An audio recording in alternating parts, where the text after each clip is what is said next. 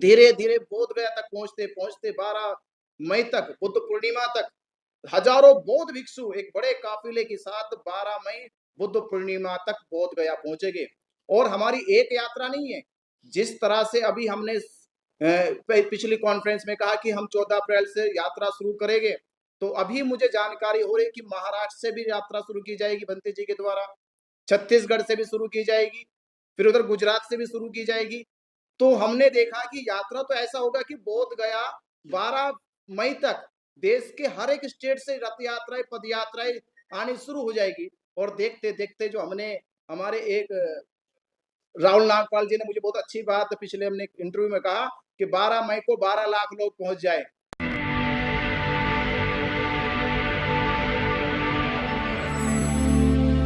Media को बताइए कि क्या चल रहा है यहाँ में, किस लिए आपने मेहरबान मीडिया को इन्वाइट किया है। आज 49 दिन महाबोधि महाविहार मुक्ति आंदोलन को बीटी एक्ट 1949 को रद्द कराने के लिए बोध गया में 49 दिन से धरना प्रदर्शन चल रहा है। धरना प्रदर्शन जिस तरह से अपनी गति से निरंतर मजबूत गतिमान होता जा रहा है, देश और दुनिया में पूरा माहौल, जो बौद्ध समाज सोया हुआ था, जो बहुजन समाज सोया हुआ था, वो जग गया है। उसे भी याद आने लगी है सम्राट अशोक की, उसे भी याद आने लगी है कि भारत में बौद्धों की विरासत का अस्तित्व किस तरह से खतरे में है। अब उस अस्तित्व को बचाने के लिए जो मुहिम 12 फरवरी से शुरू हुई थी और आज की तारीख तक पूरे देश में, वह एक देश का नहीं दुनिया का मुद्दा बन चुका है। आंदोलन के 4 स्टेप को हमने देखा कि पहला ज्ञापन हमने दिया, मुख्यमंत्री के नाम भेजा, राष्ट्रपति के नाम भेजा, प्रधानमंत्री के नाम भेजा। ज्ञापन देने के बाद जब बौद्धों की आवाज, बौद्ध भिक्षुओं की आवाज, पूरी दुनिया के बौद्धों की आवाज को जब सुना नहीं गया, अनसुना कर दिया गया, तब 12 फरवरी को बोध गया की पावन धरती पर, जहां महाबोधि महाविहार बीटी एक्ट के नियंत्रण से 4 हिंदुओं को सौंप दिया गया, वहां पर आंदोलन धरना प्रदर्शन चल रहा है। धरना प्रदर्शन को लगातार 49 दिन हो गए। 49 दिन के बाद भी प्रशासन अब तक उसने ये कोशिश नहीं करी है कि क्या मांग है, मांग पर समीक्षा की जाती, विचार किया जाता। गया प्रशासन ने, बिहार सरकार ने अब तक बौद्ध भिक्षुओं से मुलाकात तक नहीं करी। 49 दिन हो गए, नई मांग नहीं है, नया मुद्दा नहीं है, वर्षों पुराना मुद्दा है, ऐतिहासिक मुद्दा है, कानूनी मुद्दा है। ये कब्जे का मुद्दा नहीं कि नई कोई जमीन खरीद, नई जमीन तलाश ली और उस पर कब्जे के लिए मांग करें। कब्जे की मांग नहीं है, ये बचाने की मांग है कि जो विश्व धरोहर है, वर्ल्ड हेरिटेज है। यूनेस्को ने भी कहा कि अब ये केवल बौद्धों की संपत्ति नहीं रही, बौद्धों का तीर्थ स्थल नहीं रहा, ये पूरी दुनिया का स्थल बन चुका है, ये वर्ल्ड हेरिटेज हो गया। वर्ल्ड हेरिटेज होने के बाद केवल राज्य सरकार की जिम्मेदारी नहीं है, साथ साथ में केंद्र सरकार की भी पूरी जिम्मेदारी है कि केंद्र सरकार महाबोधि महाविहार के नियंत्रण को, उसकी सुरक्षा को, रक्षा को और उसकी गरिमा को देखे। पर सेंट्रल गवर्नमेंट ने, राज्य सरकार ने बिल्कुल भी उधर ध्यान नहीं दिया। उसके कारण वहां पंडित पुरोहितों ने आडंबर, पाखंड, अंधविश्वास करना शुरू कर दिया। क्या ये दिखाएगी हम दुनिया को कि ये है हमारे पास वर्ल्ड हेरिटेज, जहां पर एक पंडित पुरोहित बैठकर मरे हुए लोगों का श्राद्ध कर रहा है, पत्थर का शिवलिंग बनाकर जल चढ़ा रहे। ये दिखाएगी हम कि बुद्ध के दर्शन, जो विश्व वैज्ञानिक कहलाए, शांति का प्रतीक बने, करुणा का एक संदेश लेकर गए, क्या वो दिखाएगा कि महाबोधि में महाविहार में आज क्या हो रहा है। तो जब 49 दिनों के बाद भी सरकार के कानों तक हमारी बात नहीं पहुंची, तो आंदोलन के 2 और आगे के चरण है। जो तीसरा चरण होता है रथ यात्राएं निकालना, कि जहां हम धरना प्रदर्शन एक जगह पे रह के कर रहे थे और लोग हमें दूर दूर से सपोर्ट कर रहे थे, अब हम लोगों के पास जाएंगे, उनका हाथ पकड़कर उनके गांव से, उनके शहर से, उनके राज्य से लेकर बोध गया 12 मई तक पहुंचेंगे हम लोग। तो हमने 14 अप्रैल बाबा साहब डॉक्टर अंबेडकर जी के जन्म दिवस से दलित प्रेरणा स्थल नोएडा से रथ यात्रा पद यात्रा शुरू करने जा रहे हैं। रथ यात्रा पद यात्रा का ये जो माहौल पूरे देश में बनेगा और पूरे देश के बौद्धों से बहुजन समाज से ये अपील हम लोग करेंगे कि एक मुट्ठी अन्न लेकर मुक्ति का जन समर्थन अपना पेश करें, क्योंकि जब तक इस आंदोलन में बौद्धों की बहुजन समाज के लोगों की भावनात्मक संबंध नहीं बनने के, नहीं जुड़ने के, तब तक हम बैठे बैठे केवल उधर देखते रहेंगे कि समाज कब आएगा। तो रथ यात्रा का अभियान शुरू करने की तैयारी हो चुकी है और ये रथ यात्रा का अभियान एक बड़े काफिले के साथ हम तैयारी कर रहे हैं कि 500 बौद्ध भिक्षु इस रथ यात्रा में चलेंगे। धीरे धीरे बोध गया तक पहुंचते पहुंचते 12 मई तक, बुद्ध पूर्णिमा तक हजारों बौद्ध भिक्षु एक बड़े काफिले के साथ 12 मई बुद्ध पूर्णिमा तक बोध गया पहुंचेंगे। और हमारी एक यात्रा नहीं है, जिस तरह से अभी हमने पिछली कॉन्फ्रेंस में कहा कि हम 14 अप्रैल से यात्रा शुरू करेंगे, तो अभी मुझे जानकारी हो रही कि महाराष्ट्र से भी यात्रा शुरू की जाएगी बंते जी के द्वारा, छत्तीसगढ़ से भी शुरू की जाएगी, फिर उधर गुजरात से भी शुरू की जाएगी। तो हमने देखा कि यात्रा तो ऐसा होगा कि बोध गया 12 मई तक देश के हर एक स्टेट से रथ यात्राएं पद यात्राएं आनी शुरू हो जाएगी। और देखते देखते जो हमने हमारे एक राहुल नागपाल जी ने मुझे बहुत अच्छी बात पिछले हमने इंटरव्यू में कहा कि 12 मई को 12 लाख लोग पहुंच जाए। तो 12 मई का 12 लाख लोगों का जो बौद्ध उपासकों का बहुजन समाज के लोगों का एक टारगेट हो जाए कि 12 मई को 12 लाख लोग बौद्ध पूर्णिमा पे बोध गया पहुंच जाए। तो ये तीसरा हमारा जो चरण होगा कि पूरे देश में रथ यात्राएं निकाली जाए।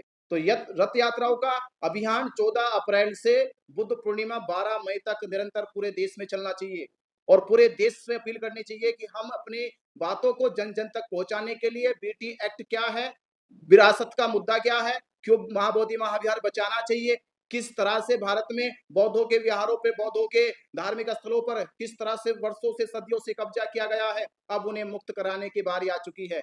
और ये जब तक मुक्त नहीं होगा तब तक हम लोग पीछे नहीं हटेंगे। निरंतर इसी को अपने जीवन का संघर्ष मानकर, इसे जीवन का उद्देश्य मानकर हम इस पे आगे बढ़ते रहेंगे। महाबोधि महाविहार हम कह रहे थे कि खाली कर दो, ब्राह्मण छोड़ के चला जाओ, हिंदू एक्ट 1949 रद्द कर दो, तो ये बात रुक भी सकती थी यहीं तक। अगर ये बात आप लोगों ने नहीं मानी, अगर इस बात पर अब जब तनातनी होती जा रही है, तो महाबोधि महाविहार ने देश में जितने भी बुद्ध विहारों पर कब्जा किया गया है, धीरे धीरे एक महाबोधि महाविहार को खाली कराया जाएगा। तो ये हमारी कॉन्फ्रेंस इसी माध्यम और इस विषय को लेकर की गई कि आप सभी के माध्यम से इस देश के भीतर जिस तरह से बौद्धों की आस्था के साथ खिलवाड़ हो रहा है, 76 साल लगातार हो गए हैं। इन 76 सालों में सरकार ने और देश के वो मजबूत और बड़े हिंदू संगठन जो कहते हैं कि हम देश में समरसता बनाना चाहते, समानता बनाना चाहते, आज वो समरसता और समानता बनाने वाले हिंदू संगठन कहाँ है? कहाँ है मोहन भागवत जो बार बार कहते हैं कि बौद्धों के लिए तो हमारा दरवाजे खुले हुए हैं, बौद्धों के लिए तो हम साथ साथ खड़े हैं। तो मोहन भागवत जी, आज आपका बयान क्यों नहीं आ रहा? 49 दिन से बौद्ध भिक्षु धरना पे बैठे हैं, 49 दिन से प्रतीक्षा कर रहे कि सरकार कुछ करे।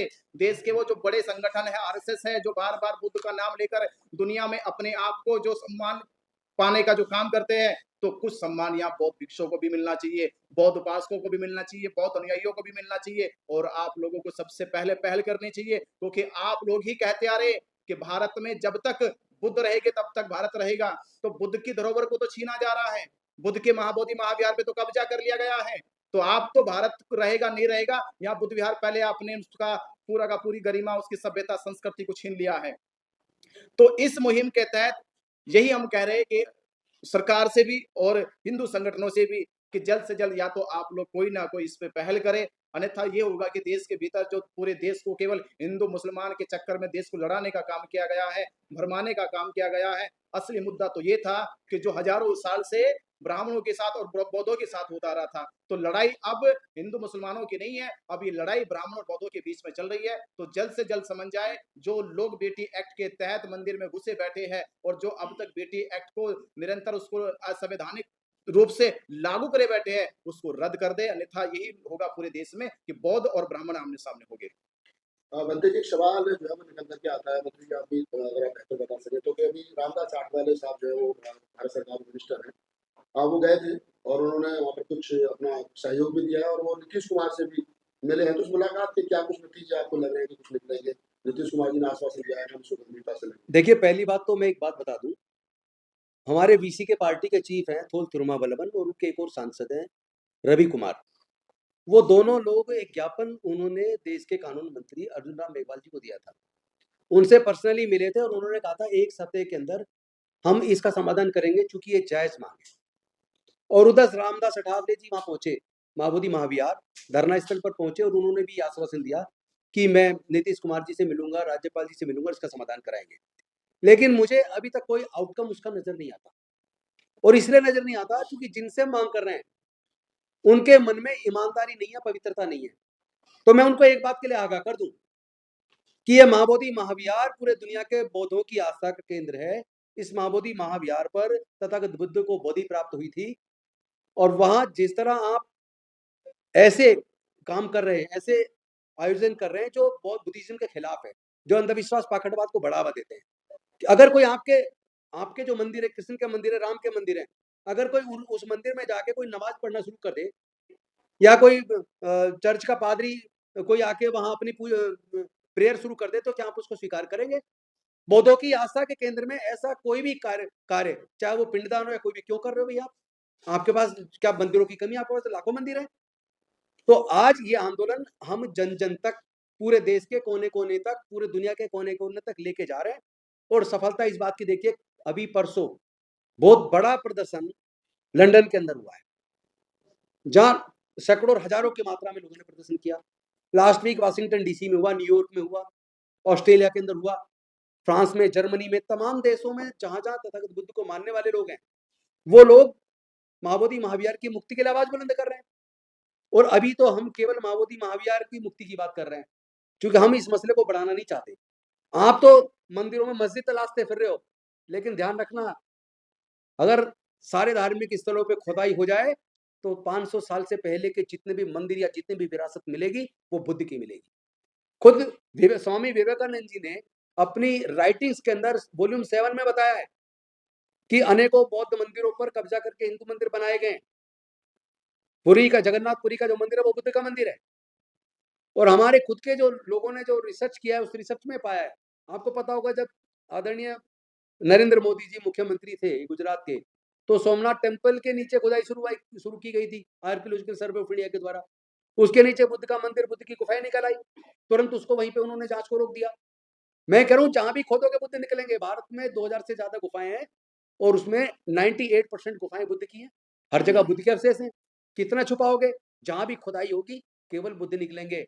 अगर आप महाबोधि टेम्पल को तुरंत बौद्धों को सौंप देते हैं, उसका मैनेजमेंट कमेटी बीटी एक्ट 1949 को तुरंत रिपील करके, तो ये शायद पूरे देश के लिए अच्छा होगा और ये इन लोग के भी अच्छा होगा।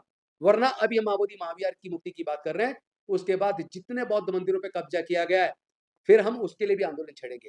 और हम और भंते जी और तमाम बौद्ध भिक्षु और तमाम अम्बेडकरी या बुद्धिस्ट उपासक जो पूरे देश के अंदर उपासक उपासिकाएं जो मूवमेंट चला रही हैं, अब हम इस आंदोलन को एक एक घर, एक एक गांव तक लेके जाएंगे।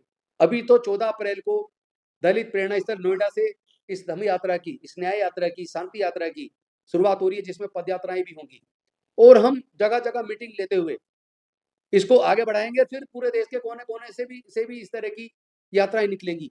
और हम इस आंदोलन को इस बार जैसे 92 के अंदर भंते नागार्जुन सुरेश ससे जी के नेतृत्व में जो आंदोलन चला था, और उस आंदोलन को आपने डिफ्यूज किया, उनको अल्पसंख्यक आयोग का मेंबर बना दिया, बाकी 4 बिकुओं को उसका मेंबर बना दिया मैनेजमेंट कमेटी का, और आपने उनको प्रॉमिस किया कि हम इसका पूर्ण समाधान करेंगे, लेकिन आपने समाधान नहीं किया। इस बार ये आंदोलन तब तक चलेगा जब तक पूर्ण समाधान ना हो जाए, जब तक बीटी एक्ट 1949 एक्ट रिपील ना हो जाए।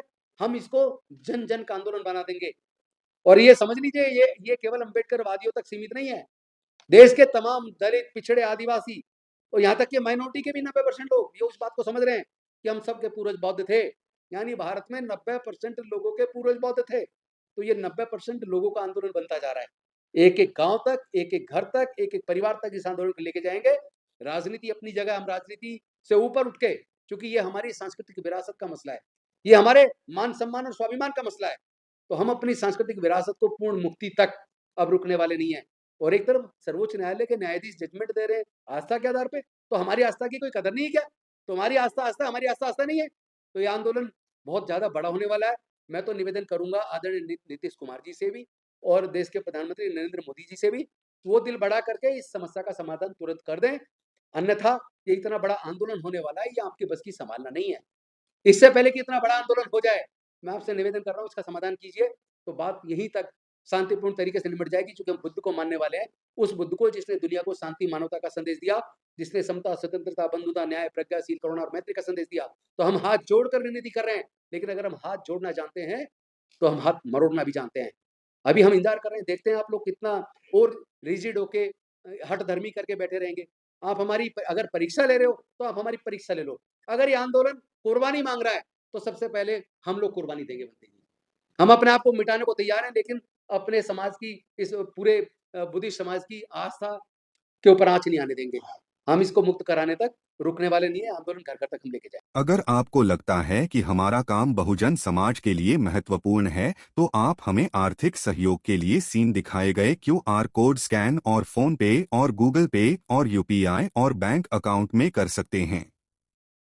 फोन पे, गूगल पे 9250529129, UPI 9250529129 bank account state bank of India AC 1042994628, IFSC code SBIN 00066563। आपका छोटा से छोटा सहयोग समाज और हमें और मजबूत करेगा, जिससे हमें बहुजन पत्रकारिता में और निष्पक्ष बनाने में मजबूत करेगा। जय भीम, जय भारत।